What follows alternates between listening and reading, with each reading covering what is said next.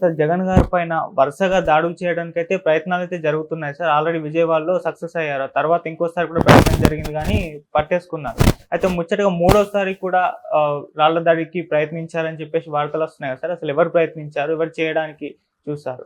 మరి అలాగే విజయవాడ కేసు అది అప్డేట్ ఎంతవరకు వచ్చింది?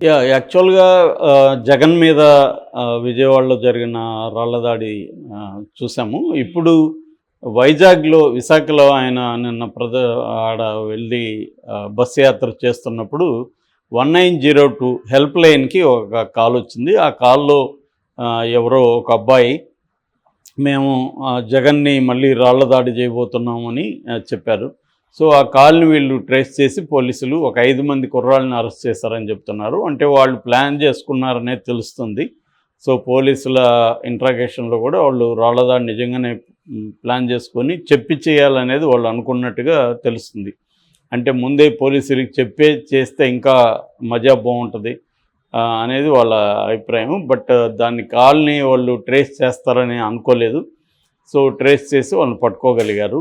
సో ఎందుకంటే ఇప్పుడు మనకి మొన్న కూడా మాట్లాడుకున్నాం, కమాండ్ కంట్రోల్ వ్యవస్థ జగన్ చుట్టూ ఉంటుంది. అట్లాగే ఒక 50 మంది ప్రత్యేక పోలీసులు బైనాక్యులర్స్ పెట్టుకొని మొత్తం చూడడం అవన్నీ కూడా అబ్జర్వ్ చేయడం చేస్తున్నారు. కమాండ్ కంట్రోల్లో కూడా అన్నీ అక్కడున్న ఏరియాలో ఉన్న సీసీటీవీలు, అట్లాగే ఈ బస్కున్న సీసీటీవీలు ఇవన్నీ కూడా అనుసంధానించబడి ఉంటాయి. సో దీన్ని నిరంతరం వాళ్ళు మానిటరింగ్ చేస్తుంటారు. పెద్ద పెద్ద మానిటర్స్ ఉంటాయి మొబైల్ యూనిట్లు. సో మానిటర్ చేస్తూ ఎక్కడేదన్నా అనుమానం వచ్చినా వాళ్ళు ఇమ్మీడియట్గా పట్టుకుంటారు. అంటే టెక్నాలజీని బాగా ఇప్పుడు జగన్ యాత్రలకు సంబంధించి ఉపయోగిస్తున్నారు. సో ఎందుకంటే దాడులు జరిగే అవకాశం ఉంది. ఒక పక్క ఎన్ఆర్ఐలంతా కూడా తెలుగుదేశం ఎన్ఆర్ఐలు పెద్ద ఎత్తున దిగేశారు. వాళ్ళు దాదాపు 500 కోట్ల నుంచి 2000 కోట్ల వరకు ఈసారి ఎన్నికల్లో డబ్బులు ఖర్చు పెట్టబోతున్నారు. కాబట్టి అలాంటి వాళ్ళకి జగన్కి ఒక 50 కోట్లు ఇచ్చి జగన్ని ఏదన్నా చేయడానికి వాళ్ళకేం పెద్ద విషయం కాదు అని వైసీపీ వాళ్ళు ఆరోపిస్తున్నారు. కాబట్టి ఈ క్రమంలో జగన్కి థ్రెట్ ఉంది. అట్ ద సేమ్ టైం జగన్కి ఇంకొక ప్రాబ్లం ఏంటంటే అతను 5 ఏళ్ళుగా పెద్దగా జనంతో ఇంటరాక్ట్ అవ్వలేదు. అంటే కొన్ని సమావేశాలు పెట్టడం, ఈ బటన్ నొక్కేటప్పుడు సమావేశాలు పెట్టడం, అప్పుడు మాట్లాడడం, అప్పుడు ఏదైనా జనాల్ని కలవడం, ముఖ్యంగా స్కూల్ పిల్లల్ని కలవడం, వాళ్ళతో మాట్లాడించడం, గవర్నమెంట్ స్కూల్ పిల్లలు ఇది చేశాడు తప్ప విస్తృతంగా జనంలోకి వెళ్ళి ఆయన ఒక ప్రజా దర్బార్ లాంటిది ఎప్పుడు చేయలేదు. సో అట్లాగే మీడియాతో కూడా అతను ఎప్పుడు కూడా కూర్చొని మీడియాతో చిట్ చాట్ చేయడం కావచ్చు, మాట్లాడడం కావచ్చు, ఈ విషయాల మీద అది ఎప్పుడు అతని స్టైల్ కాదు. కొంత మోడీని అనుకరిస్తాడు అనుకోవచ్చు ఆ విషయంలో. సో ఈ క్రమంలో ఇప్పుడు ఎలక్షన్ దగ్గరకు వచ్చినప్పుడు జగన్ ఏం చేస్తాడంటే తన ఈ 5 ఏళ్ళగా ఉన్న స్టైల్కి భిన్నంగా తన పాత ప్రతిపక్షంలో ఉన్నప్పుడు పాదయాత్రలో చేసిన జగన్ ఎలా అయితే చేశాడో, అంటే జనాల్లోకి వెళ్ళడం, వాళ్ళందరినీ దగ్గరికి తీసుకోవడం, వాళ్ళ సమస్యలు వినడం, వాళ్ళతో మాట్లాడడం, కొన్ని అక్కడికక్కడ పరిష్కరించడం ఇలా చేస్తున్నాడు. దానివల్ల మంచి ప్రతిస్పందన కూడా వస్తుంది. సో అయితే దీనివల్ల ఏంటంటే సెక్యూరిటీ ఇష్యూస్ వస్తాయి. ఎంత సెక్యూరిటీ ఉన్నా కూడా వేల మంది, లక్షల మంది వచ్చినప్పుడు వాళ్ళందరినీ కంట్రోల్ చేయడం కష్టం. సో ఎందుకంటే ఇతను జనంలోకి వెళ్ళాలి, ఎవరు వచ్చినా కలుస్తాడు. సో ఆ కలిసి వచ్చిన వాళ్ళల్లో ఎవరైనా కత్తులు తీసుకురావచ్చు, ఇంకొకటి బాంబులు తీసుకురావచ్చు, ఏవైనా జరగచ్చు. అంతమందిని చెక్ చేసి చేయడం కూడా కష్టమవుతుంది. అప్పటికి చెక్ చేస్తున్నారు మ్యాక్సిమంగా. ఏదేమైనా అది ఇబ్బంది అవుతుంది. క్రౌడ్ ఎక్కువ ఉండి జనంలో ఉన్నప్పుడు సెక్యూరిటీ అనేది నైట్ మేర్ సెక్యూరిటీ ఏజెన్సీలకి. సో ఆ రకంగా అప్పటికీ చాలా జాగ్రత్తలు అయితే తీసుకుంటున్నారు. బట్ ఇటువంటి సంఘటనలు జరుగుతున్నాయి. ఇంకా ఎన్నికలకు 20 రోజులు కూడా లేదు. సో ఈ టైంలో ఇంకేదన్నా ఎన్నికల దగ్గరకు వచ్చినప్పుడే ఏదన్నా అనుకోని సంఘటనలు జరుగుతాయా అన్న భయం అయితే చాలామందిలో ఉంది. ఎందుకంటే ఇప్పుడున్నంతగా ఆంధ్రప్రదేశ్లో ఎప్పుడు కూడా లేదు. అంత ఒక హీటెడ్ దీంట్లో ఉన్నాయి. అసలు ఏమాత్రం సందు దొరికినా ఒకరినొకరు చంపుకుంటారేమన్న భయం వేసేంత స్థాయిలో అక్కడ హేట్రెడ్ ప్రవహిస్తూ ఉంది. మీడియాలో కానీ మనం చూస్తూ ఉంటే ఏ పత్రిక తీసుకున్నా ఎటువైపు అయినా రోజు హేట్గా అనిపిస్తుంది. విషం జమ్ముకుంటున్నారు ఒకరి మీద ఒకరికి. చివరి కొత్తగా ఎన్ఆర్ఐ వీడియో కూడా ఒకటి లీక్ అయింది, కోమటి జయరామ్ది. అతను కూడా ఓటర్ వెధవల్ని డబ్బులతో కొనేద్దామని ఓపెన్గానే మాట్లాడుతున్నాడు. మనకి ఒకటి మీద 2 లక్షలు ఖర్చు పెట్టడం ఈ హాల్లో ఉన్న వాళ్ళకి పెద్ద విషయం కాదని మాట్లాడుతున్నాడు అతను. అంటే ఆ స్థాయిలో బరితెగించి దిగేశారు 2 పార్టీలు కూడా. అంటే డబ్బులతో కొనొద్దాం, లేకపోతే ఏమైనా చేద్దాం, గెలవాలి అనేదే ఇప్పుడు టార్గెట్ అయిపోయింది. అంటే ఇంతకుముందు అయితే ఇది చేయొద్దు అని కొన్ని కోడ్ ఆఫ్ కాండక్ట్ కొన్ని అన్రిటన్గా ఉండేవి. ఇవాళ ఏవీ లేవు. ఏదైనా చంపడమైనా సరే, డబ్బులు ఇచ్చైనా సరే, ఏమైనా చేసి మనం గెలవాలి అన్న ధోరణి 2 వర్గాల్లో ఉంది. ఎందుకంటే టైట్గా ఉంది, ఎవరో సీపు కనబడట్లేదు.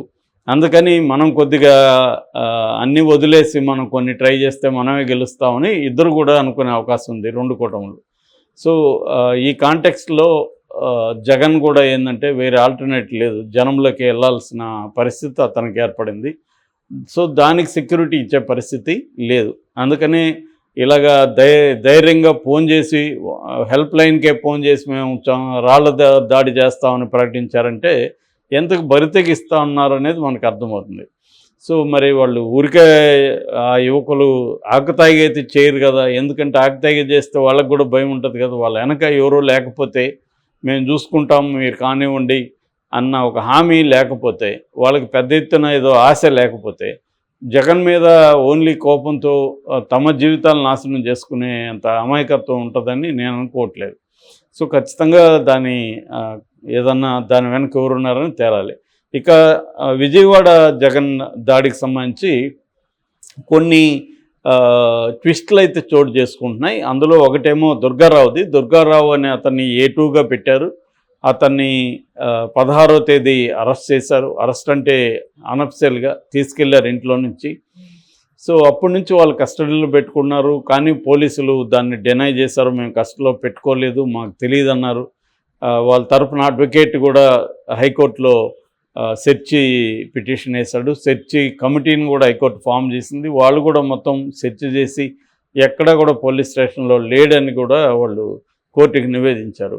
ఈ సమయంలో సలీం హెబియస్ కార్పస్ పిటిషన్ వేద్దాం అనుకున్నాడు. ఆ టైంకి పోలీసులు అతన్ని తీసుకొచ్చి వదిలేసి సంతకాలు తీసుకున్నారు 160 స్టేట్మెంట్ కింద ఎప్పుడు పిలిచినా రావాలని. అంటే పోలీసులు అతన్ని వదిలినట్టే వదిలి అతని మీద నిఘా పెట్టారా అంటే, అతని ఫోన్లో ఏమన్నా స్పై వేరేసి అతను ఎవరితో వదిలేస్తే అతను కాంటాక్ట్ ఫ్రీగా చేస్తాడు కదా, అతనికి ఇక మీదట అరెస్ట్ భయం లేదు కాబట్టి.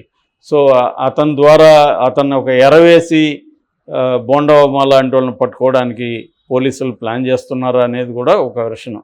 ఎందుకంటే పోలీసులు చాలాసార్లు అలాగే చేస్తారు. మనల్ని నమ్మించి నీ మీద మాకేమీ డౌట్ లేదన్నట్టుగా మనల్ని నమ్మించి మనం బయట ఫ్రీగా మనల్ని వదిలేస్తారనుకొని కాంటాక్ట్లు చేస్తాం. కాబట్టి ఆ క్రమంలో అసలైన వాళ్ళు దొరుకుతారనేది కూడా ఉండొచ్చు. ఒక ఎర్ర వేసి అసలైన వాళ్ళని పట్టుకోవడం.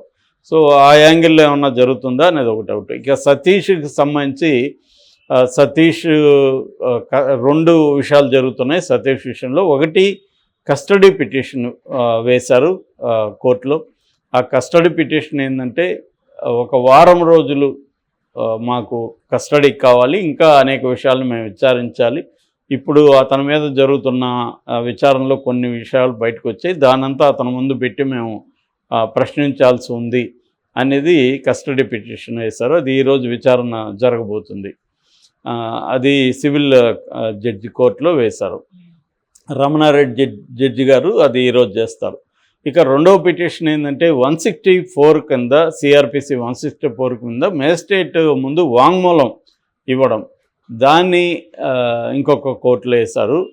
ఆ కోర్టులో రామ్మోహన్ అనే జడ్జి గారు చూస్తున్నారు. ఆయన దాన్ని కౌంటర్ వేయమని సతీష్ తరపున అడ్వకేట్ సలీం చెప్తే, సలీం నాకు టైం కావాలన్నాడు. 29 వరకు టైం ఇచ్చారు.